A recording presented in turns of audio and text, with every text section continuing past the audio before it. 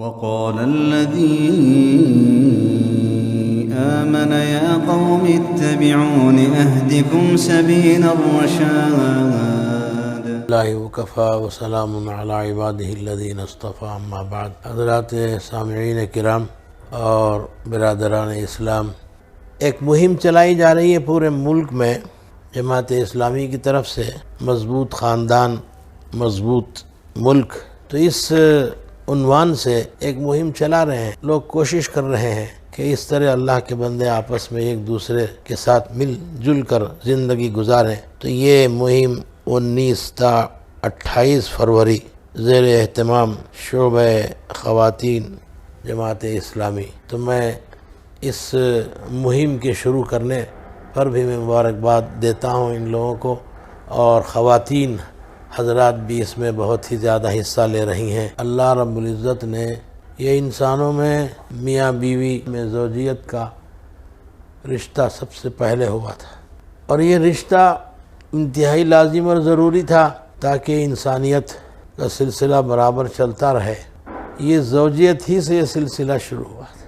اب میاں بیوی دونوں زندگی گزارتے ہیں آپس میں، ظاہر بات ہے کہ یہ آپس میں جتنا اطمینان اور چین سکون کے ساتھ رہیں گے تو یہ معاشرہ امن و امان سے معمور ہوگا، کسی بھی قسم کی کوئی پریشانی نہیں ہوگی۔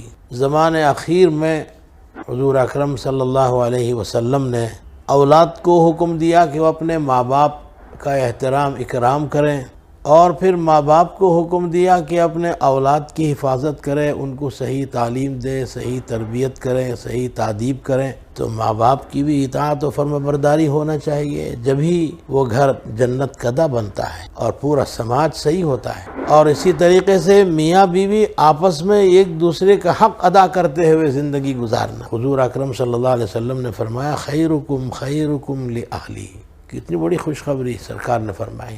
میاں بیوی اپنے ایک دوسرے کے، شوہر اپنے بیوی کے حقوق ادا کرتا ہوا اس کو خوش رکھتا ہے، اس کے ساتھ اچھا سلوک کرتا ہے، اور ہر طریقے سے اس کے آرام و راحت کا خیال کرتا ہے، چاہے اس کی وہ نافرمانی کرے، کبھی کچھ غلطی ہو جاتی ہے، انسان ہے اور وہ ٹیڑھی پسلی سے پیدا کی گئی ہے۔ کوئی بھی شوہر یہ نہیں سوچ سکتا کہ میری بیوی 100% میری مطیع و فرمانبردار ہو جائے، ضرور اس سے کچھ نہ کچھ غلطی ہوتی ہے۔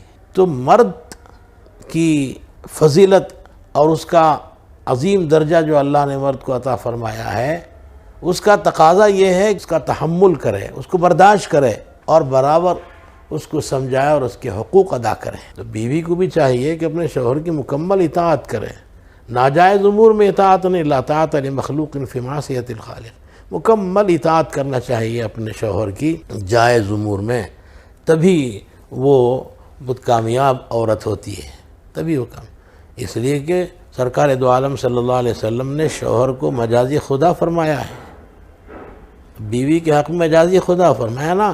اگر میں کسی کو حکم دیتا سجدہ کرے کسی کے سامنے، تو بیوی کو حکم دیتا کہ وہ اپنے شوہر کے سامنے سجدہ کرے۔ کتنا اونچا مرتبہ ہے شوہر کا۔ تو شوہر کے مرتبے کو سمجھیں اور ان کی اطاعت و فرمانبرداری کرتے ہوئے زندگی گزاریں گے، اور اپنی اولاد کی صحیح تربیت کی فکر کریں گے، تو انشاءاللہ سماج پورا سدھر جائے گا اور پورا معاشرہ سدھرے گا، اور اس کے اثرات دور دور تک پہنچیں گے۔ بس میں تمام سے گزارش یہی ہے کہ آپ اپنے معاشرے میں، اپنے گھروں میں، اور پھر اپنے محلوں میں، اپنے ملنے جلنے والوں کے ساتھ، ہر جگہ ہر مجلس میں اگر آدمی ایک دوسرے کا خیال کر کے ان کے حقوق ادا کرتا ہے، ایک پڑوس دوسرے پڑوس کے ساتھ حقوق ادا کرتا ہے، وہ کسی پڑوس کو کوئی تکلیف نہیں پہنچاتا، تو پھر ایسی صورت میں یہ معاشرہ یہ بہت ہی جلدی سے سدھرے گا۔